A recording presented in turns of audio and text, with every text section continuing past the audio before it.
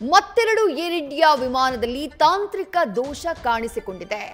London Gatwick Amritsar ವಿಮಾನ ಸಂಚಾರವನ್ನ ಸ್ಥಗಿತಗೊಳಿಸಲಾಗಿದೆ. ತಾಂತ್ರಿಕ ದೋಷದಿಂದ ವಾಪಸ್ಸಾಗಿದೆ ದೆಹಲಿ ರಾಂಚಿ ವಿಮಾನ. ಮಾರ್ಗ ಮಧ್ಯದಿಂದಲೇ ವಾಪಸ್ಸಾಗಿದೆ ಏರ್ ಇಂಡಿಯಾ ವಿಮಾನ.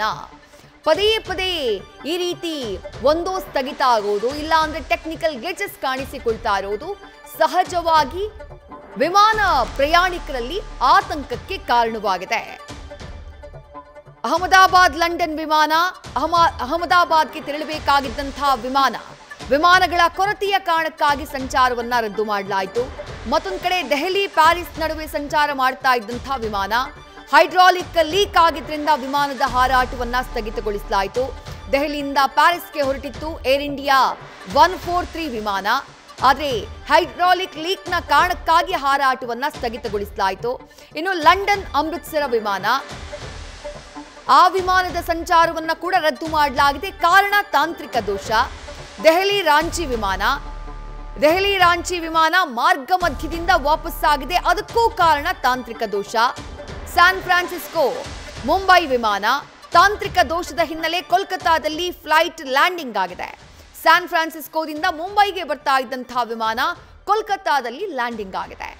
ಒಂದಲ್ಲ ಎರಡಲ್ಲ, ಸಾಲು ಸಾಲಾಗಿ ಈ ರೀತಿಯಾದಂತಹ ಘಟನೆಗಳು ನಡೀತಾ ಇರೋದು ಪ್ರಯಾಣಿಕರ ಆತಂಕಕ್ಕೆ ಕಾರಣ ಆಗಿದೆ. ಅದರಲ್ಲೂ ಏರ್ ಇಂಡಿಯಾದಲ್ಲೇ ಸಮಸ್ಯೆಗಳು ಕಾಣಿಸಿಕೊಳ್ತಾ ಇದೆಯಲ್ಲ. ಏರ್ ಇಂಡಿಯಾ ವಿಮಾನಗಳದ್ದೇ ಈ ರೀತಿ ಒಂದೋ ಸ್ಥಗಿತ ಆಗೋದು, ಇಲ್ಲ ಎಮರ್ಜೆನ್ಸಿ ಲ್ಯಾಂಡಿಂಗ್ ಆಗೋದು, ಇಲ್ಲ ಸಂಚಾರವನ್ನ ರದ್ದು ಮಾಡೋದು, ಈ ರೀತಿಯಾದಂತಹ ಘಟನೆಗಳು ನಡೀತಾ ಇದೆಯಲ್ಲ, ಇದು ಆತಂಕಕ್ಕೆ ಕಾರಣವಾಗಿದೆ. ಯಾವ ವಿಮಾನಗಳು? ಅಹಮದಾಬಾದ್ ಲಂಡನ್ ನಡುವೆ ಸಂಚಾರ ಮಾಡಬೇಕಾಗಿದ್ದಂತಹ ವಿಮಾನ ಅಹಮದಾಬಾದ್ನಿಂದ ಲಂಡನ್ಗೆ ತೆರಳಬೇಕಾಗಿತ್ತು. ಆದರೆ ಕೊನೆ ಕ್ಷಣದಲ್ಲಿ ಆ ವಿಮಾನದ ಪ್ರಯಾಣವನ್ನ ಕ್ಯಾನ್ಸಲ್ ಮಾಡಲಾಗುತ್ತೆ. ಕಾರಣ ವಿಮಾನಗಳ ಕೊರತೆ ಇದೆ ಅನ್ನುವಂತಹ ರೀಸನ್ನ ಹೇಳಿ ಸಂಚಾರವನ್ನ ಕ್ಯಾನ್ಸಲ್ ಮಾಡಲಾಗಿದೆ. ಮತ್ತೊಂದು ಫ್ಲೈಟ್ ಕ್ಯಾನ್ಸಲ್ ಆಗಿದ್ದು ದೆಹಲಿ ಹಾಗೆ ಪ್ಯಾರಿಸ್ ನಡುವೆ ಹಾರಾಟವನ್ನ ಮಾಡ್ತಾ ಇದ್ದಂತಹ ವಿಮಾನ. ಹೈಡ್ರಾಲಿಕ್ ಲೀಕ್ ಆಗಿದೆ ಅನ್ನುವಂತಹ ಕಾರಣಕ್ಕಾಗಿ ವಿಮಾನದ ಹಾರಾಟವನ್ನ ಸ್ಥಗಿತಗೊಳಿಸಲಾಗಿದೆ. ಲಾಸ್ಟ್ ಮೂಮೆಂಟ್ ನಲ್ಲಿ ಟೆಕ್ನಿಕಲ್ ಗ್ಲಿಚಸ್ ಕಾರಣಕ್ಕಾಗಿ ದೆಹಲಿಯಿಂದ ಪ್ಯಾರಿಸ್ಗೆ ಹೊರಟಿದ್ದಂತಹ ಏರ್ ಇಂಡಿಯಾ 143 ವಿಮಾನದ ಹಾರಾಟವನ್ನ ಸ್ಥಗಿತಗೊಳಿಸಲಾಗಿದೆ. ಇನ್ನು ಲಂಡನ್ ಟು ಅಮೃತಸರ್ ವಿಮಾನ, ಲಂಡನ್ ಗಟ್ವಿಕ್ ಅಮೃತಸರ್ ನಡುವೆ ಸಂಚಾರ ಮಾಡಬೇಕಾಗಿದ್ದಂತಹ ವಿಮಾನ, ಆದರೆ ತಾಂತ್ರಿಕ ದೋಷದ ಕಾರಣಕ್ಕಾಗಿ ವಿಮಾನದ ಸಂಚಾರವನ್ನ ಲಾಸ್ಟ್ ಮೂಮೆಂಟ್ ನಲ್ಲಿ ಕ್ಯಾನ್ಸಲ್ ಮಾಡಿದ್ದಾರೆ. ಇಷ್ಟಕ್ಕೆ ನಿಲ್ಲೋದಿಲ್ಲ. ನಾಲ್ಕನೇದಾಗಿ ದೆಹಲಿ ರಾಂಚಿ ನಡುವೆ ಸಂಚಾರ ಮಾಡ್ತಾ ಇದ್ದಂತಹ ವಿಮಾನ ಮಾರ್ಗ ಮಧ್ಯದಿಂದ ವಾಪಸ್ಸಾಗಿದೆ. ಕಾರಣ ತಾಂತ್ರಿಕ ದೋಷ. ಮತ್ತೊಂದು ವಿಮಾನ ಸ್ಯಾನ್ ಫ್ರಾನ್ಸಿಸ್ಕೋ ಹಾಗೆ ಮುಂಬೈ ನಡುವೆ ಸಂಚಾರ ಮಾಡ್ತಾ ಇತ್ತು ಏರ್ ಇಂಡಿಯಾ ವಿಮಾನ.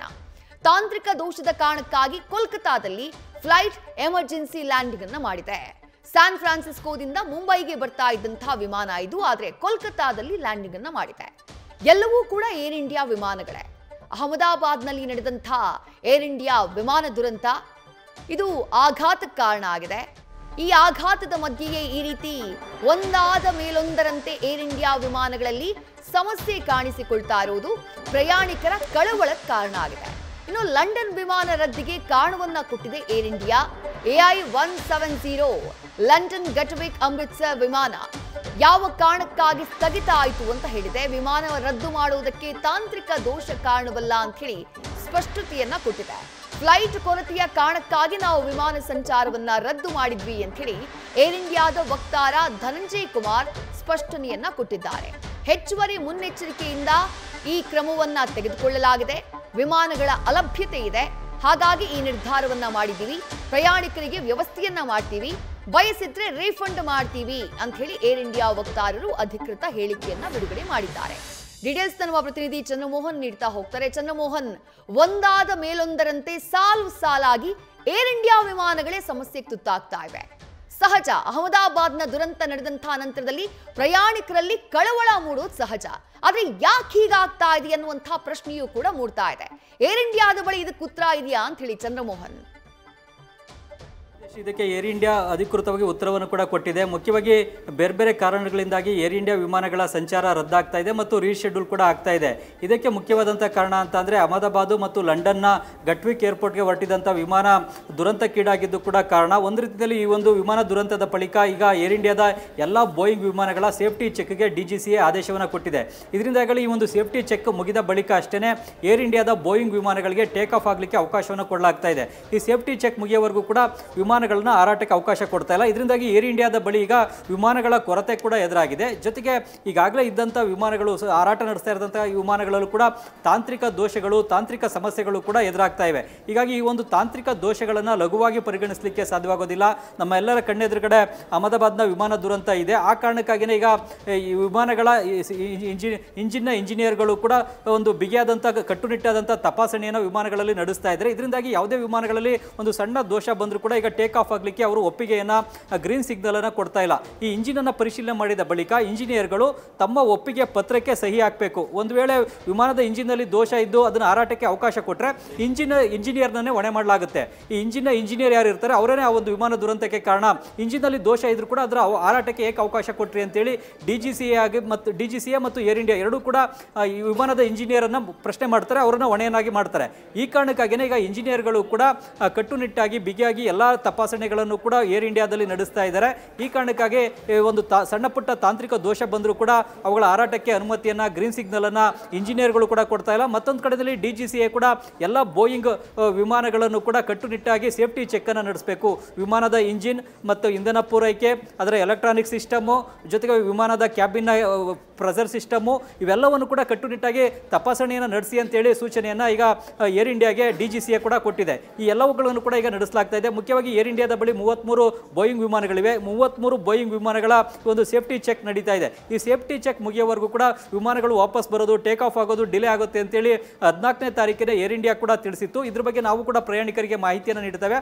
ಅದ್ರ ಪ್ರಕಾರವೇ ಪ್ರಯಾಣಿಕರು ಕೂಡ ಏರ್ಪೋರ್ಟ್ಗೆ ಬರಬೇಕು ಅಂತೇಳಿ ಏರ್ ಇಂಡಿಯಾ ಹೇಳಿತ್ತು. ಅದೇ ರೀತಿಯಲ್ಲಿ ಈಗ ವಿಮಾನಗಳ ಒಂದು ಟೇಕ್ ಆಫ್ ಆಗೋದು ವಿಳಂಬ ಆಗ್ತಾ ಇದೆ. ಕೆಲವೊಂದು ವಿಮಾನಗಳ ಸಂಚಾರ ಕೂಡ ರದ್ದಾಗ್ತಾ ಇದೆ. ಕೆಲವು ವಿಮಾನಗಳನ್ನ ರೀಶೆಡ್ಯೂಲ್ ಕೂಡ ಮಾಡಲಾಗ್ತಾ ಇದೆ. ಈಗ ಕಳೆದ 24 ಗಂಟೆಯಲ್ಲಿ ನೋಡೋದಾದರೆ 4 ಏರ್ ಇಂಡಿಯಾದ ವಿಮಾನಗಳ ಸಂಚಾರ ಬೇರೆ ಬೇರೆ ಕಾರಣಗಳಿಗಾಗಿ ರದ್ದಾಗಿದೆ. ಮೊದಲದಾಗಿ ಏರ್ ಇಂಡಿಯಾದ ಅಹಮದಾಬಾದ್ ಲಂಡನ್ನ ಗಟ್ವಿಕ್ ಏರ್ಪೋರ್ಟ್ನ ವಿಮಾನ ಸಂಚಾರ ಕೂಡ ರದ್ದಾಗಿದೆ. ಇದಕ್ಕೆ ಏನು ಕಾರಣ ಅಂದರೆ ಫ್ಲೈಟ್ ಶಾರ್ಟೇಜ್ ಆಗಿರೋದು ಕಾರಣ ಅಂತೇಳಿ ಈಗ ಏರ್ ಇಂಡಿಯಾದ ವಕ್ತಾರರು ಅಧಿಕೃತವಾಗಿ ಹೇಳಿದ್ದಾರೆ. ಎರಡನೇದಾಗಿ ಡೆಲ್ಲಿ ಪ್ಯಾರಿಸ್ ಫ್ಲೈಟ್ ಕೂಡ ಈಗ ರೀಶೆಡ್ಯೂಲ್ ಆಗಿದೆ, ನಾಳೆಗೆ ರೀಶೆಡ್ಯೂಲ್ ಆಗಿದೆ. ಇವತ್ತು ಡೆಲ್ಲಿಯಿಂದ ಪ್ಯಾರಿಸ್ಗೆ ಹೋಗಬೇಕಾದಂಥ ವಿಮಾನ ಸಂಚಾರ ರದ್ದಾಗಿದೆ. ಅದನ್ನು ನಾಳೆ ಟೇಕ್ ಆಫ್ ಮಾಡೋದಾಗಿ ಏರ್ ಇಂಡಿಯಾ ಹೇಳಿದೆ. ಇದಕ್ಕೆ ಕಾರಣ ಅಂತಂದರೆ ಪ್ಯಾರಿಸ್ಗೆ ಹೊರಟಿದಂಥ ವಿಮಾನದಲ್ಲಿ ಒಂದು ತಾಂತ್ರಿಕ ದೋಷ ಕಂಡು ಬಂದಿತ್ತು. ಆ ಕಾರಣಕ್ಕಾಗಿ ಆ ಒಂದು ವಿಮಾನ ಟೇಕ್ ಆಫ್ ಆಗಲಿಕ್ಕೆ ಒಪ್ಪಿಗೆಯನ್ನು ಕೊಟ್ಟಿಲ್ಲ, ಅನುಮತಿಯನ್ನು ಕೊಟ್ಟಿಲ್ಲ. ಅದನ್ನು ತಾಂತ್ರಿಕ ದೋಷವನ್ನು ಸರಿಪಡಿಸಿದ ಬಳಿಕ ನಾಳೆ ದೆಹಲಿಯಿಂದ ಪ್ಯಾರಿಸ್ಗೆ ಏರ್ ಇಂಡಿಯಾದ ವಿಮಾನ ಹೊರಡುತ್ತೆ. ಇನ್ನು ಮೂರನೇದಾಗಿ ಇವತ್ತು ಸ್ಯಾನ್ ಫ್ರಾನ್ಸಿಸ್ಕೋದಿಂದ ಕೋಲ್ಕತ್ತಾ ಮೂಲಕ ಮುಂಬೈಗೆ ಬರ್ತಾ ಇದ್ದಂಥ ವಿಮಾನ ಕೂಡ ಕೋಲ್ಕತ್ತಾದಲ್ಲಿ ಲ್ಯಾಂಡ್ ಆಗಿತ್ತು. ಆ ವೇಳೆಯಲ್ಲಿ ವಿಮಾನದ ಒಂದು ಇಂಜಿನ್ನಲ್ಲಿ ದೋಷ ಕಂಡು ಬರ್ತು. ಇದರಿಂದಾಗಿ ಆ ವಿಮಾನ ಸಂಚಾರ ಕೂಡ ವಿಳಂಬ ಆಯಿತು. ವಿಮಾನದ ಪೈಲಟ್ ವಿಮಾನದಲ್ಲಿ ತಾಂತ್ರಿಕ ದೋಷ ಇದೆ, ಹೀಗಾಗಿ ಎಲ್ಲ ಪ್ರಯಾಣಿಕರು ಕೂಡ ಕೆಳಗೆ ಇಳಿಬೇಕು ಅಂತೇಳಿ ಸೂಚನೆಯನ್ನು ಕೂಡ ಇವತ್ತು ಮುಂಜಾನೆ 5:20ಕ್ಕೆ ಕೊಟ್ಟಿದ್ರು ಕೋಲ್ಕತ್ತಾ ಏರ್ಪೋರ್ಟ್ನಲ್ಲೇ. ಹಾಗಾಗಿ ಮುಂಜಾನೆ ಕೋಲ್ಕತ್ತಾ ಏರ್ಪೋರ್ಟ್ನಲ್ಲಿ ಲ್ಯಾಂಡ್ ಆದಂಥ ವಿಮಾನ ಎಲ್ಲ ಪ್ರಯಾಣಿಕರನ್ನು ಕೂಡ ಕೆಳಗಿಳಿಸಿ ವಿಮಾನದ ತಾಂತ್ರಿಕ ದೋಷವನ್ನು ಸರಿಪಡಿಸಲಿಕ್ಕೆ ಮುಂದಾಗಿದೆ. ಈ ಕಾರಣಕ್ಕಾಗಿಯೇ ಈ ಸ್ಯಾನ್ ಫ್ರಾನ್ಸಿಸ್ಕೋ ಮುಂಬೈನ ವಿಮಾನ ಸಂಚಾರ ಕೂಡ ವಿಳಂಬ ಆಗಿದೆ. ಇನ್ನು ಡೆಲ್ಲಿ ರಾಂಚಿ ಏರ್ ಇಂಡಿಯಾ ವಿಮಾನ ಕೂಡ ಟೇಕ್ ಆಫ್ ಆಗಿ ಆಗಲೇ ಹೊರಟಿತ್ತು, ಆ ವಿಮಾನ ಕೂಡ ವಾಪಸ್ ಬಂದಿದೆ. ಈಗ ತಾಂತ್ರಿಕ ದೋಷಗಳ ಕಾರಣದಿಂದಾಗಿ ಮತ್ತು ವಿಮಾನಗಳ ಕೊರತೆಯ ಕಾರಣದಿಂದಾಗಿಯೇ ಏರ್ ಇಂಡಿಯಾದ ವಿಮಾನಗಳ ಸಂಚಾರ ವಿಳಂಬ ಆಗ್ತಾ ಇದೆ. ಕೆಲವು ವಿಮಾನಗಳ ಸಂಚಾರ ಕೂಡ ರದ್ದಾಗ್ತಾ ಇದೆ. ವಿದ್ಯಾಶ್ರೀ, ಥ್ಯಾಂಕ್ ಯು ಚಂದ್ರಮೋಹನ್ ತಮ್ಮೆಲ್ಲ ಡೀಟೇಲ್ಸ್ಗೆ. ನ್ಯೂಸ್ ಫಸ್ಟ್ ನಿರ್ಭೀತಿಯಿಂದ ನಿಮ್ಮ ಪರವಾಗಿ.